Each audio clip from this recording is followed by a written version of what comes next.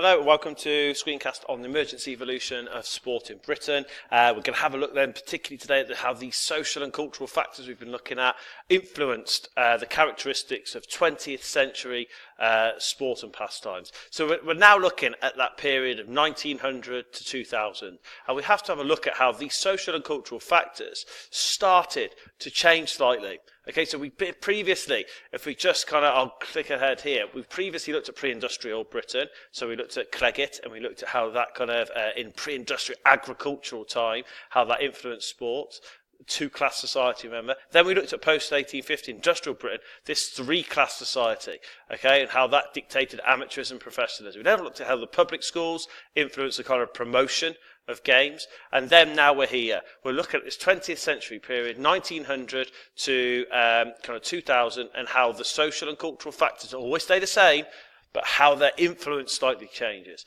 So if we go back here, two key things. If we look at this bit here, the first thing is the first part of the 1900s was I suppose, massively influenced by the two world wars. So the Second World War finished in 1945, and of course, in the first part of this century, this had a massive effect on limiting participation in pastimes and sport. So what we're looking for now then is to think, well, we have to be concentrating on the second part of the century. So you're looking at 1960 onwards really, to really get an idea of the things that changed in this century. So you had a look at here, you've got someone like David Beckham, 1999, this picture is taken, and you're looking at the end of the 1900s. You had sport was now professional, it's a commercial juggernaut, it's a kind of worldwide, global attraction, and you had football players, virtually celebrities, okay, getting paid a lot of money. So a massive change from what was happening here to 1999 and to the end of the 1900s for here. So what was it about these things that caused the changes? So let's have a look then. On here, we'll start off from this bit then. Class in 20th century Britain. There were still three classes, but the difference was, of course, that they weren't quite, there was a bit more of a blurred line now. It wasn't quite as distinct in terms of classes due to an increased disposable income. So if you have a look at this, your key thing is there was class divide was blurred, although it still dictated activities. So this is update our examples we can use for this. So we're looking at upper class people then could play activities such as golf and hunting due to the excess time that they had, which we'll come back to in a minute, and also the income that they could use to generate the funds to do these type of activities. Middle class, okay, still tended to be, rugby in the 1900s, even at the end, was still predominantly played by middle class performers. Then you had lower class tended to play activities such as football, boxing. Now if you go down from here, the key thing now is, class stopped dictating whether you took part as an amateur or professional as much as it did in post-1850 Britain. So an example of that is that you have a traditional gentleman amateur middle-class sport such as rugby, but that started to change now because although middle-class performers still predominantly played rugby, now they started by 1995 they were then professionals, which meant they were paid to play.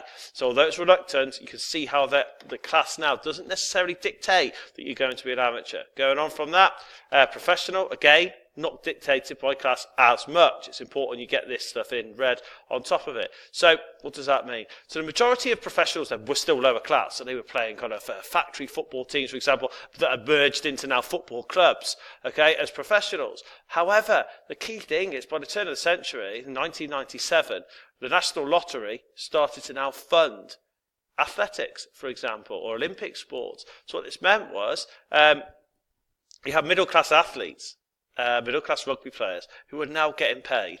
Okay, they were now getting paid, which was considered sacrilege before.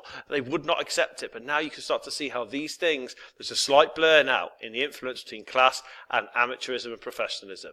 Going down there, law and order, 20th century Britain. Now, there were key problems with law and order. So if you go down to here, two world wars, as I said before, negative impact on participation. But what we have now, because sports started to become professional for everyone, what you had, the law and order,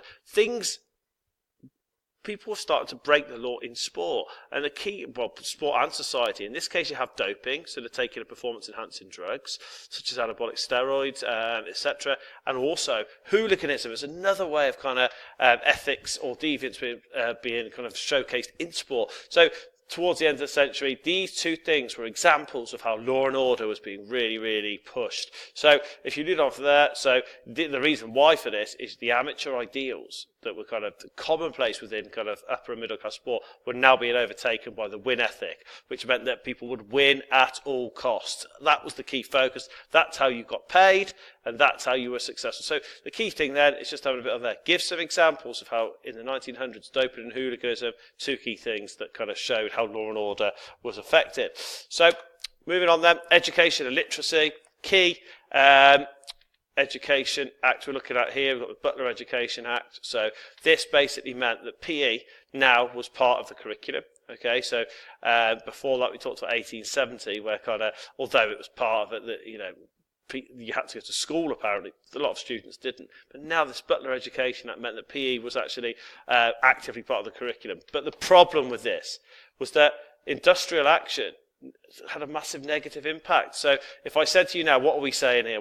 How do I summarise this? Is what happened in the kind of late 1900s is there was lots of kind of striking, or the mid 1960s, 70s, lots of strikes by PE teachers or teachers in general who weren't getting paid, so therefore they would do no extracurricular activity. So what that meant was it had a negative impact on participation. On the flip side, you had sport being massively promoted in public schools. It was still seen as a fantastic way to develop character.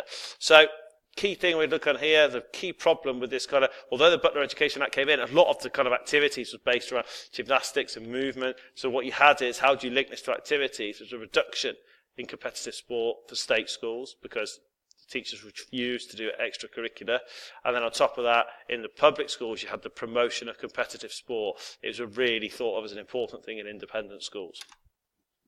Now, gender, I haven't got a description on this, so basically women started to have a higher status in society, if you just want to make a note of that. So women started to have a higher status in society, and this was due to the Sex Discrimination Act in 1975. So now sport was more accessible for women. For example, a good example to put on this, you had the first Olympic marathon in LA 1984. On top of that, the late 1900s is when English rugby for women and English football for women started to become kind of more commonplace, and people started to play World Cups. So this is an important period. And going on from there, as a result, obviously, 20th century Britain, 1900s, there was more disposable, more money accessible, more disposable income. However, the way it kind of dictated things now was, rather than kind of in pre-industrial times, you had real tennis or mob football. Now what you had is this kind of divide between private health clubs and local authority gyms. Okay, so if you were upper class or middle class, for example, you could maybe do that. But on top of that, it also dictated some specific activities. Okay, so if you look at here, you had upper class and middle class. They had their private health club memberships. On top of that, they were doing activities such as skiing, which were expensive. Whereas the lower class, or working class, we should say now, were using local authority gyms or municipal kind of facilities, parks, and that's how they were taking part in activities. Really important terms here to make sure you can show that distinction between the income that the upper and middle class had compared to them, and how it dictated the activities they were doing. Now, of course, as we go through, so now we're looking down to times changing slightly. So what you had now is kind of people working in the late 1900s, 1960 onwards, they were working on 40-hour weeks. So what this meant, that the kind of sport was increasingly starting to fill those times that they got for the 40-hour week. So what did this mean? Upper class, middle class did activities where they had even more time than the kind of working class. So, for example, they could do activities that are days or 2-day or 3-day hunts, or they could do a full-day game of golf.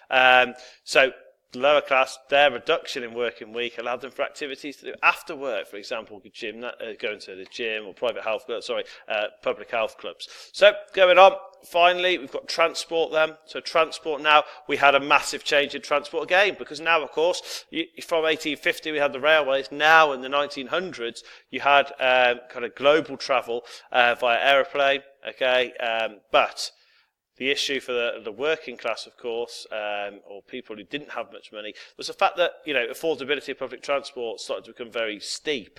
Okay, so you're looking on that. What did this mean? So you could say increased car ownership allowing kind of a regional participation, so you could travel to the local areas. But the problem is kind of, however, the car ownership was expensive, and also kind of rail tickets were expensive too.